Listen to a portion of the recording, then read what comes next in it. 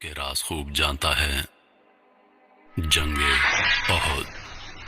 ग़ज़वा बदर में अल्लाह ताला ने मुसलमानों को शानदार फतह अता फरमाई, जिसमें मुसलमानों के हाथों कुरैश के कई सरदार और बाअसर अफराद मारे गए, जिनमें अबू जहल सरे फहरिस्त था। जंग बदर के मार्के के बाद ग़ज़वात का सिलसिला और तेज हो गया।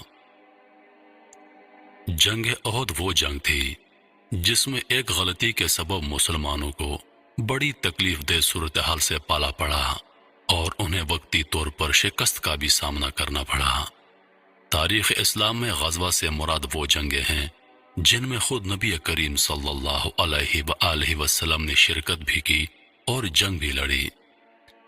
ग़ज़वा बदर समेत दीगर ग़ज़वात में मुसलमानों को गैर मामूली कामयाबी और उनकी ताकत और मक्का में उनकी बरतरी के पेश नज़र कुफार मक्का ये बात तस्लीम करने पर मजबूर हो गए कि मुसलमान अब उनके मुकाबले में किसी से कम नहीं रहे।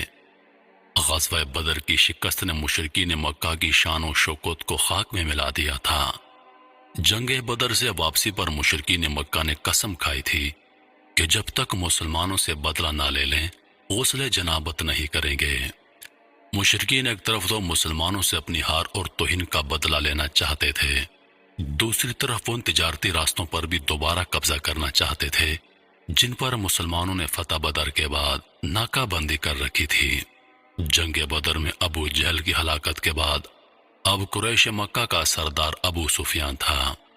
अबू सुफियान, उसकी बीवी हिंदा और एक यहूदी काबिल अशरफ कुफार के दिलों में बदले की आग भड़काने में पेश पेश थे। हिंदा ने अपने घर में शेर व शायरी के महफिल सजाना शुरू कर दी, जिनमें वो अशार के जरिए जंग की तरगीब दी थी।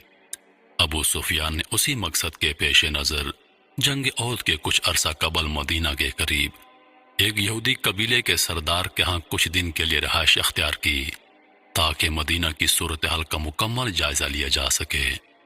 अबू सुफियान की क़यादत में मक्का में बैतुल्लाह शरीफ में एक इजलास हुआ, जिसमें यह फैसला किया गया कि एक जंग की तैयारी की जाए, एक बड़ी जंग लड़ी जाए जिसमें मुसलमानों की ताकत का जोर तोड़ दिया जाए और तिजारती रास्तों पर दोबारा कब्जा कर लिया जाए। जंग की भरपूर तैयारी की गई।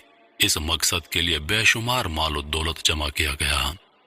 3000 से ज्यादा सिपाही तैयार किए गए, जिनमें 700 ज़िरापोश तैयार किए गए। उनके साथ साथ 200 घोड़े, 300 ऊंट और कुछ औरतें भी तैयार की गईं, जो अशार पढ़ पढ़ कर मुशरिकीन को जोश दिलाएंगी। अबू सुफियान की बीवी हिंदा ने यह इरादा कर लिया था कि वो हजरत मोहम्मद सल्लल्लाहु अलैहि वसल्लम के चचा हजरत हमजा रज़ी अल्लाह अन्हु का कलेजा चुभाएगी। इस मकसद को पूरा करने के लिए हिंदा ने अपने गुलाम को तैयार किया। बिलाखिर 625 ईस्वी को कुफार मक्का का यह लश्कर मुसलमानों से मुकाबला करने के लिए मक्का से रवाना हो गया। दूसरी तरफ मुसलमान भी जानते थे कि मुशरिकीन अपने 70 सरदारों के खून का बदला जरूर लेंगे, लिहाजा उन्होंने भी हर पल अपनी ये कोशिश जारी रखी कि वो मुशरिकीन की सरगर्मियों से बाखबर रह सकें।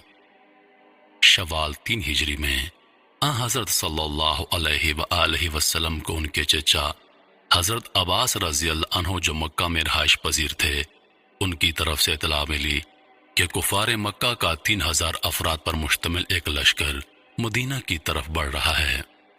यह सुनकर आपने अंसार और महाजिरीन से मशवरा किया, जिस पर अक्सर तजुर्बाकार असहाब ने मशवरा दिया कि शहर के अंदर रहकर ही मुकाबला करना चाहिए। मुनाफिक अब्दुल्ला बिन अबी ने भी यही फैसला दिया, जबकि नौजवान सहाबा के ग्रोह ने इस बात पर इसरार किया कि शहर से बाहर निकलकर दुश्मन से मुकाबला किया जाए। बाहमी मशवरे के बाद बहरहाल हजरत अली रज़ी अल्लाह अन्हु ने फैसला किया कि शहर से बाहर निकलकर दुश्मन का मुकाबला करेंगे, और 6 शवाल दोपहर जुमा की नमाज के बाद हुजूर अकरम ने सहाबा कराम को इस्तिकामत रहने की तलकीन की। उसके बाद मुसलमान 1000 अफराद के लश्कर के साथ मदीना से रवाना हो गए। अशवाक के मुकाम पर मुनाफिक अब्दुल्ला बिन अबी 300 सवारों के साथ लश्कर से अलहदा हो गया और बहाना यह बनाया गया कि वो जंग शहर के अंदर रहकर लड़ना चाहता था। उसका मशवरा नहीं माना गया, इसलिए वो लश्कर से अलहदा हो रहा है। एक आम अंदाजे के मुताबिक जबल ओहद वो मुकाम है جس پر یہ جنگ لڑی گئی، جبکہ اصل میں احد ایک پہاڑی سلسلے کا نام ہے۔ یہ پہاڑی سلسلہ تقریباً 1 میل لمبا ہے۔ اسی پہاڑی سلسلے کے دامن میں 700 مسلمانوں کا لشکر، جس کی پشت پر یہ پہاڑی سلسلہ تھا اور سامنے مدینے کا شہر تھا، اور جنوب میں جبل رومات۔ نبی کریم نے اسلامی لشکر کو اسی جگہ ڈیرا ڈلوایا جہاں یہ تینوں اطراف سے محفوظ تھے، اور سامنے ایک چھوٹا سا میدان تھا جہاں ان کا سامنا کفار سے ہونا تھا۔ ہفتہ شوال 3 ہجری 23 مارچ 625 عیسوی کو دونوں فوجیں احد کے دامن میں آمنے سامنے آ گئیں۔ نبی کریم نے اسلامی لشکر کو 3 حصوں میں تقسیم کیا۔ مہاجرین کے دستے کا علم سیدنا موسیٰ بن عمیر رضی اللہ عنہ کو عطا کیا۔ قبیلہ اوس کے دستے کا علم حسید بن عزیر رضی اللہ عنہ کو عطا کیا، اور قبیلہ خزرج کے دستے کا علم خبیر بن منظر رضی اللہ عنہ کو عطا کیا۔ حضور اکرم صلی اللہ علیہ وآلہ وسلم نے جنگی نقطہ نظر سے 50 تیر اندازوں پر مشتمل ایک دستہ عبداللہ بن جبیل رضی اللہ عنہ کی سربراہی میں ایک چھوٹی سی پہاڑی جبل رومات پر مقرر کیا۔ جبل رومات پر متعین دستے کو نبی کریم صلی اللہ علیہ وآلہ وسلم نے ہدایت دیتے ہوئے فرمایا، اگر تم دیکھو ہمیں پرندے اچک رہے ہیں تو بھی اپنی جگہ مت چھوڑنا جب تک کہ میں بلاوا نہ بھیجوں، اور اگر تم یہ دیکھو کہ ہم نے دشمن کو شکست دے دی ہے اور انہیں کچل دیا ہے تو بھی اپنی جگہ مت چھوڑنا جب تک کہ میں بلاوا نہ بھیجوں۔ جبل رومات پر موجود ان تیر اندازوں کے دستے کا اصل کام دشمن کو جنوب کی طرف سے حملہ کرنے سے روکنا تھا، جبکہ ایک دستہ دائیں جانب تھا اور دوسرا دستہ بائیں جانب۔ اس کے علاوہ ان دونوں دستوں کے آگے آگے ایسے ممتاز اور منتخب مسلمان رکھے گئے تھے جن کی جاں بازی اور دلیری زبان زد عام تھی اور جنہیں ہزاروں کے برابر مانا جاتا تھا۔ یہ تھی مسلمانوں کی جنگی ترتیب اور حکمت عملی۔ دوسری جانب مشرکین نے بھی اپنے لشکر کی گروہ بندی کر رکھی تھی۔ ان کا سپہ سالار ابو سفیان تھا جس نے لشکر کے عین بیچوں بیچ اپنا مرکز بنا رکھا تھا۔ دائیں جانب خالد بن ولید سالار تھے چونکہ وہ ابھی مسلمان نہیں ہوئے تھے، اور بائیں جانب کے سالار اکرمہ بن ابو جہل تھا۔ پیدل فوج کی کمان صفوان بن امیہ کے پاس تھی، اور تیر اندازوں پر عبداللہ بن ربی مقرر ہوئے۔ جنگ کا آغاز مشرکین کے علم بردار طلحہ بن ابی طلحہ نے کی۔ اس نے مسلمانوں کو للکارا۔ اس کی للکار پر سیدنا زبیر رضی اللہ عنہ مسلمانوں کے لشکر سے نکل کر مقابلے کے لیے آئے۔ زبیر رضی اللہ عنہ نے آگے بڑھ کر ایک زوردار وار کیا اور اس پہلے ہی وار میں طلحہ کو جہنم واصل کر دیا۔ طلحہ کے گرتے ہی اس کا جھنڈا اس کے بھائی عثمان نے اٹھا لیا، اور پھر اس نے مسلمانوں کو للکارا۔ اس پر سیدنا حمزہ رضی اللہ عنہ آگے بڑھے اور عثمان کو بھی جہنم واصل کر دیا۔ اس طرح قریش کے علمبردار ایک کے بعد ایک مسلمانوں کے ہاتھوں مرتے رہے۔ اس کے بعد عام لڑائی شروع ہو گئی۔ دونوں لشکر ایک دوسرے پر ٹوٹ پڑے۔ اس گھمسان کی لڑائی میں مسلمانوں کا پلڑا بھاری رہا، جبکہ مشرکین شکست کو عنقریب پا کر بھاگنا شروع ہو گئے۔ اپنی شاعری سے انہیں جوش دلانے والے خواتین بھی بھاگ کھڑی ہوئیں۔ مسلمانوں نے بہت پھرتی سے مشرکین کو گھیرے میں لے لیا اور انہیں قتل کرنا شروع کر دیا۔ مسلمان فتح کے بے حد قریب تھے کہ جبل رومات پر موجود تیر اندازوں کے دستے سے وہ غلطی ہو گئی جس نے جنگ کا پاسا ہی پلٹ دیا۔ ہوا کچھ یوں کہ جبل رومات پر موجود تیر اندازوں کے دستے نے ہدایت کے برعکس جب یہ دیکھا کہ مسلمان مشرکین پر غالب آ گئے ہیں تو وہ امیر دستہ عبداللہ بن جبیر کے منع کرنے کے باوجود اس پہاڑی سے اتر گئے، اور صرف 10 تیر اندازوں نے امیر کے حکم پر پہاڑی کو نہ چھوڑا۔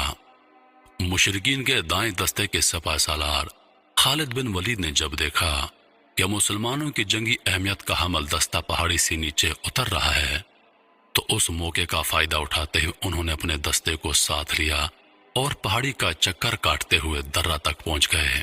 وہاں انہوں نے سیدنا عبداللہ بن جبیر رضی اللہ عنہ اور ان کے ساتھ موجود 10 ساتھیوں کو شہید کر کے مسلمانوں پر پیچھے کی طرف سے حملہ کر دیا۔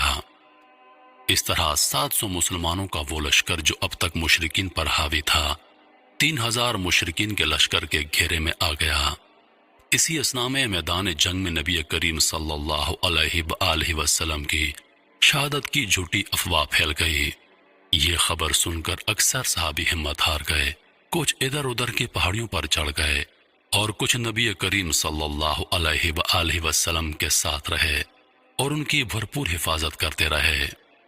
لڑائی کے دوران ایک پتھر نبی کریم صلی اللہ علیہ وآلہ وسلم کے دندان مبارک پر لگا اور آپ کے 2 دانت شہید ہو گئے۔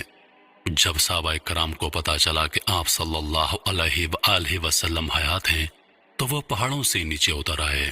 مسلمانوں کو پلٹ کے آتا دیکھ کر مشرکین مکہ میدان جنگ سے بھاگ نکلے۔